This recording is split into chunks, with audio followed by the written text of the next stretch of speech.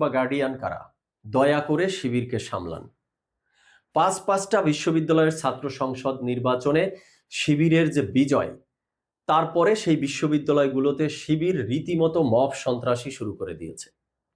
বিশ্ববিদ্যালয়ের যে একটা প্রশাসনিক টিম রয়েছে, প্রক্টরিয়াল টিম রয়েছে, বিশ্ববিদ্যালয়ের সিন্ডিকেট টিম রয়েছে, বিশ্ববিদ্যালয় পরিচালনার বা বিশ্ববিদ্যালয়ের দেখভাল করার জন্য ভিসি প্রভিসি রয়েছে, বিশ্ববিদ্যালয় পরিচালনার জন্য যে ল অ্যান্ড অর্ডারস আছে, রুলস অ্যান্ড রেগুলেশন আছে, নিয়ম কানুন আছে, এর কোনো কিছুর তোয়াক্কা না করে শিবির রীতিমতো বিশ্ববিদ্যালয়ের সর্বসর্বা ভাবতেছে নিজেদেরকে। শিক্ষকদের গায়ে হাত তুলতেছে, শিক্ষকদেরকে পেটাচ্ছে, শিক্ষকদেরকে বিভিন্নভাবে অপমানিত লাঞ্ছিত করছে এবং বিশ্ববিদ্যালয় পরিচালনার জন্য এত কমিটি, এত টিম থাকতেও মানে কারোরই যেন কোনো কাজ নাই। সব কাজ এখন শিবিরের, সব কাজ ছাত্র সংসদের মাথায় এসে পড়েছে। ছাত্র সংসদগুলোতে শিবিরের প্যানেল জয়ী হওয়ার পর বিশ্ববিদ্যালয় অঙ্গনে শিবির রীতিমতো সন্ত্রাসী কর্মকাণ্ড শুরু করে দিয়েছে। আজকে এই বিষয় নিয়ে কথা বলবো দর্শক শ্রোতা। তো শুরুতে চলুন বিশ্ববিদ্যালয়গুলোতে শিবিরের এই মব সন্ত্রাস বা সন্ত্রাসী কর্মকাণ্ডের কিছু জিস্ট চিত্র আমরা দেখার চেষ্টা করব তথ্যচিত্রের মাধ্যমে। শুরুতে আসি ঢাকা বিশ্ববিদ্যালয়।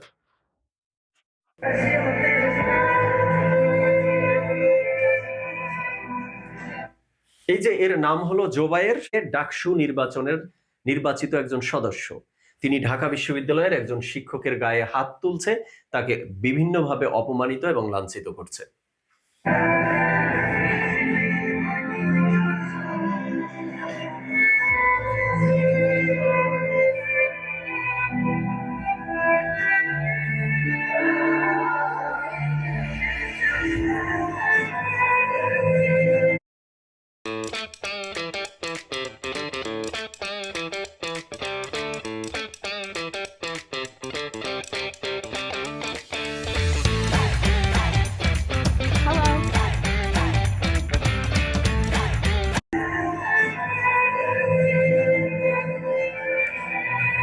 নেক্সট আরেকজন শিক্ষকের ঘটনা দেখি।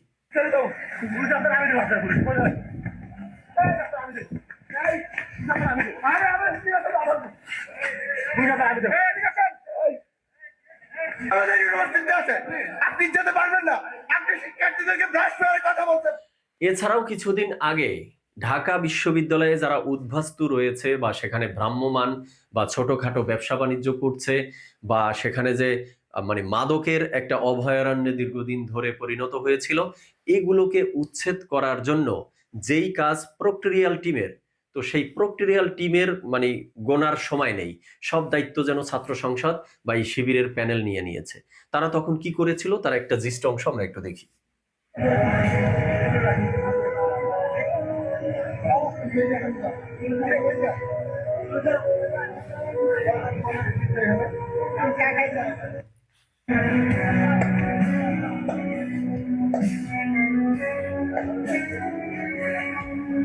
এবার চলুন দর্শক শ্রোতা আমরা একটু রাজশাহী বিশ্ববিদ্যালয়ের দিকে চোখ রাখার চেষ্টা করি। আপনার পদত্যাগপত্র আমরা প্রিন্ট দিয়ে নিয়ে আসছিলাম স্যার। আমি চাচ্ছি আপনি একটা সিগনেচার করে দিলে আমি উপাচার্য স্যারের কাছে নিয়ে যাবো স্যার। স্যার আমি হয়তো আপনি শুনছেন যে আমরা আপনারা যারা আওয়ামীপন্থী টিম আসছেন তাদের, এটা তো আমি বারবার আমি আপনাদের মেসেজও পাঠাইছি অফিসিয়াল ফরম্যাটে যে আপনারা দ্রুত এই ব্যাপারটা আপনারা পদত্যাগ করেন। তো আপনাদের কাজ আরো সহজ করে দেওয়ার জন্য স্যার আমি আপনাদের একটা খুব সুন্দর ভাষায় আর কি, কোনো ইয়া না, একটা সুন্দর একটা পদত্যাগপত্র লিখে আমি নিয়ে আসছি স্যার। আপনার সাথে একটু দেখা করে আমি চাই যে স্যার আপনি সিগনেচার করে এটা উপাচার্যের কাছে পাঠায় দেন। আমি আপনার সালাউদ্দিন আম্মার রাজশাহী বিশ্ববিদ্যালয়ের ছাত্র সংসদের জিএস নির্বাচিত হয়েছেন। বিশ্ববিদ্যালয়ে ডিন হিসাবে কারা থাকবেন কারা থাকবেন না সেই ডিসিশনও নিচ্ছেন ছাত্র সংসদের একজন জিএস। তিনি পদত্যাগপত্র নিজে স্বেচ্ছায় লিপিবদ্ধ করে নিয়ে এসেছেন, স্যারদেরকে ফোন দিতেছেন যে আপনারা আসুন এখানে স্বাক্ষর করে বিশ্ববিদ্যালয় থেকে চলে যান।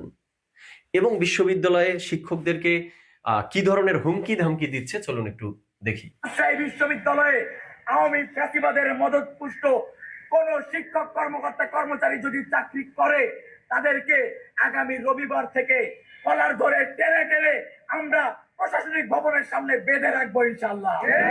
শিক্ষকদেরকে কলার ধরে টেনে প্রশাসনিক ভবনের সামনে নিয়ে বেঁধে রাখবে। মানে কোন লেভেলের বেয়াদবি এগুলো, বা কোন ধরনের সন্ত্রাসী কর্মকাণ্ড এগুলো বলেন তো। আর এই ছেলে যে বেয়াদব সেটা তিনি নিজে উইলিংলি নিজেই স্বীকার করছে যে হ্যাঁ আমি বেয়াদব। চলুন একটু শুনি তার মুখে। আপনি কি আছেন? কিসের থেকে বেয়াদব? তো আমি ডেফিনেটলি বেয়াদব। আমার সাথে বেয়াদব কেন? কেন বেয়াদবি না? আমি একটু কথা বলতে করছি। তুমি কে? আমি কে মানে? আমি নির্বাচিত জিএস। আমি কে না? উনি নির্বাচিত জিএস, তাই উনি নির্বাচিত জিএস হয়ে গেছে, উনি ডেফিনেটলি বেয়াদব। আর উনি নির্বাচিত জিএস হয়ে এমন কিছু উদ্ধার করে ফেলছে যে বিশ্ববিদ্যালয়ের শিক্ষকদের বা শিক্ষক কমিটিদের বা বিশ্ববিদ্যালয়ের প্রশাসনিক কমিটিদের মধ্যে কোনো একটা মিটিং হবে, সেই মিটিং এর ভিতরে কি নিয়ে আলোচনা হবে, সেই মিটিং এর এজেন্ডা কি, সেখানেও তিনি গিয়ে নাক গলাবেন। তিনি জিএস হয়ে এত কিছু উদ্ধার করে ফেলেছেন বিশ্ববিদ্যালয়ের। দর্শক শ্রোতা, এবার চলুন চট্টগ্রাম বিশ্ববিদ্যালয়ের দিকে একটু চোখ রাখার চেষ্টা করি।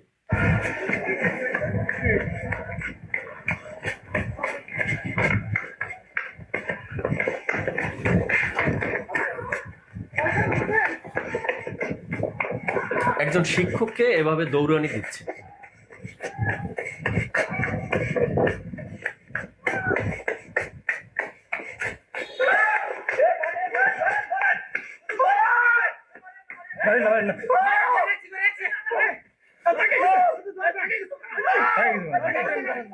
কিছু করা হবে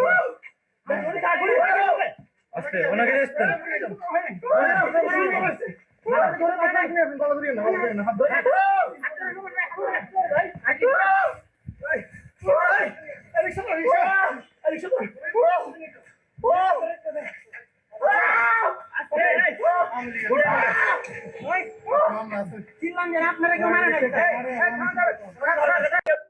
আচ্ছা, এক নাম্বার আপনি যেটা বললেন আমরা এবার আসি দর্শক শ্রোতা মূল আলোচনায়, ডিরেক্ট হিট দ্য পয়েন্টে। Hit the point number 1। এই যে শিক্ষকদেরকে অপমানিত করা হচ্ছে, লাঞ্ছিত করা হচ্ছে,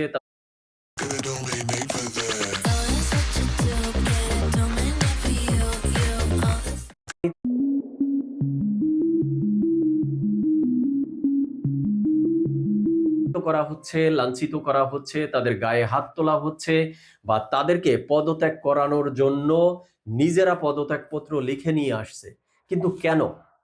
এই শিক্ষকদের বিরুদ্ধে অভিযোগটা কি? এই শিবিরের প্যানেলের পক্ষ থেকে অভিযোগ হলো এই শিক্ষকরা, এই ডিনরা, এরা হলেন ফ্যাসিস্টের দোসর।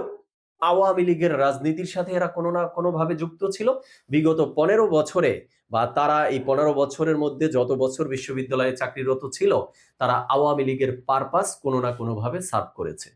তাই এরা বিশ্ববিদ্যালয়ে থাকতে পারবে না, তাই তো?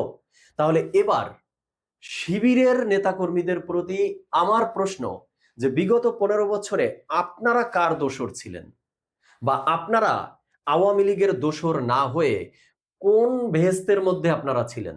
চলুন তাহলে আপনাদের আমলনামারও একটু জিস্ট অংশ আমরা দেখার চেষ্টা করি। আমরা ঢাকা বিশ্ববিদ্যালয়ের ভিপি এবং জিএস কে দেখি। আচ্ছা, এক নাম্বার আপনি যেটা বললেন আমরা ছাত্র লেগেছিলাম, আমরা কখন ছাত্র লেগেছিলাম না। যে সংগঠন আমাদেরকে বিনাশ করার জন্য গত 16 বছর ধরে সবচেয়ে বেশি নির্যাতন করছে, সেখানে আপনি কিভাবে বলছেন আমরা ছাত্র লেগেছিলাম?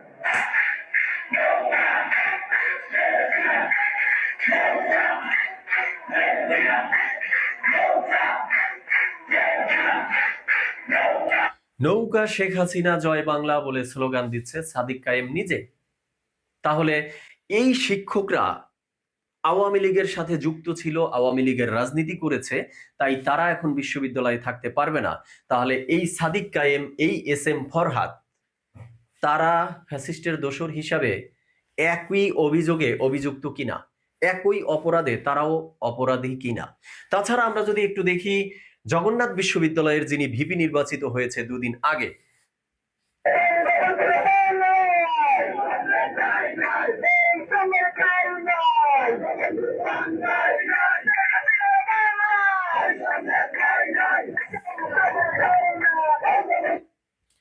কি প্রমাণিত হলো যে এই শিক্ষকরা আওয়ামী লীগ করেছে বা আওয়ামী লীগের সাথে জড়িত ছিল কোনো না কোনো ভাবে, তাই তারা বিশ্ববিদ্যালয়ের জন্য হারাম হয়ে গেছে। আর এই শিবিরের নেতাকর্মীরা যে বিগত 15 বছর আওয়ামী লীগের রাজনীতির সাথেই যুক্ত ছিল, কিন্তু তাদের জন্য আওয়ামী লীগের রাজনীতি করাটা আরাম ছিল, তাই না? মানে অন্যের ক্ষেত্রে না জায়েজ আর নিজের ক্ষেত্রে সবকিছু জায়েজ। Hit the point number 2। এই যে বিশ্ববিদ্যালয়ের শিক্ষকদেরকে অপমানিত, লাঞ্ছিত করে বিশ্ববিদ্যালয় থেকে বের করে দেয়া হচ্ছে, হুমকি ধামকি দেয়া হচ্ছে, এর পেছনে শুধু তারা আওয়ামী লীগ করতো বা ফ্যাসিস্টের দোসর এটাই মূল কারণ, নাকি এর ভিতরে হিডেন আরেকটা গুরুত্বপূর্ণ উদ্দেশ্য আছে, সিগনিফিক্যান্ট উদ্দেশ্য আছে?